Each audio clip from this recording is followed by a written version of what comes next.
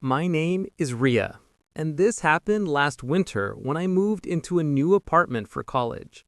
It was a small place, just one bedroom, a kitchen, and a tiny living room. Nothing special, but it was perfect for me. Or at least, that's what I thought. On my very first night, I noticed something strange. The light in the living room kept flickering. Not fast or scary, just a slow blink every few minutes. I assumed it was a wiring issue. Old buildings have problems, so I didn't worry. But around 11 p.m., I heard a soft tapping sound coming from the living room, like someone lightly knocking on the wall. Tap, tap, tap. It was slow, almost gentle.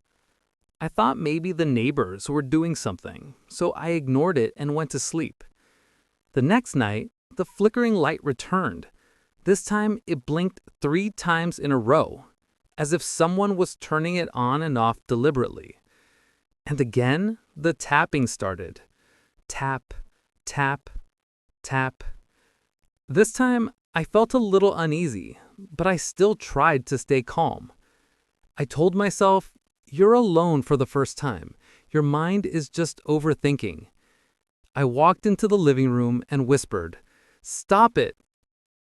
And surprisingly, it stopped. For a whole minute, everything was quiet. Then suddenly, tap. One single tap, almost like a reply. I felt chills, but it wasn't a scary feeling. More like someone was trying to get my attention. The next day at college, I told my friend Zara about it.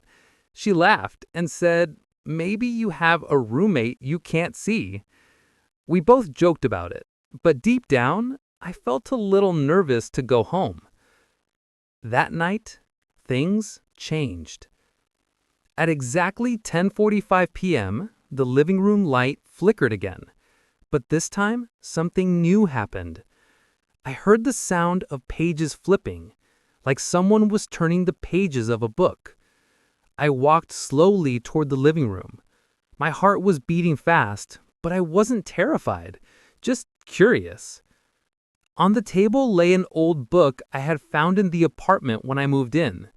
I had never opened it, but now it was open, as if someone had been reading it.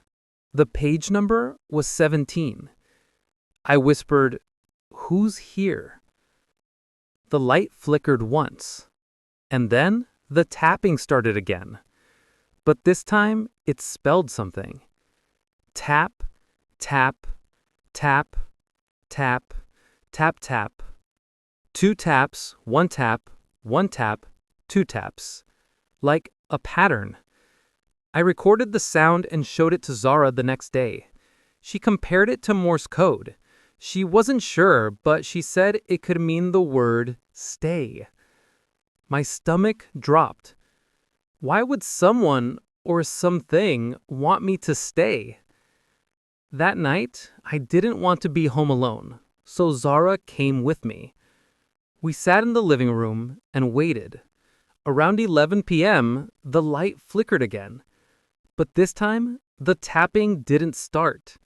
Instead, the window made a loud cracking sound, like something hit it from the outside. We rushed to check, but no one was there. Just as we were about to relax, the book on the table suddenly closed by itself.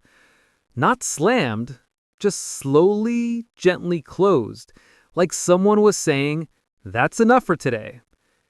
Zara and I looked at each other, both pale. She whispered, "Rhea, whatever this is, it doesn't want to hurt you." And strangely, I felt the same. It was almost like someone invisible lived here before me, and they were just trying to communicate, not scare me. After that night, nothing harmful ever happened. The tapping continued sometimes, the light flickered occasionally, and once in a while, I found the book open on a new page. But it never felt dangerous. Sometimes, late at night, I simply say, "Good night," And the light flickers once, as if someone is quietly saying good night back.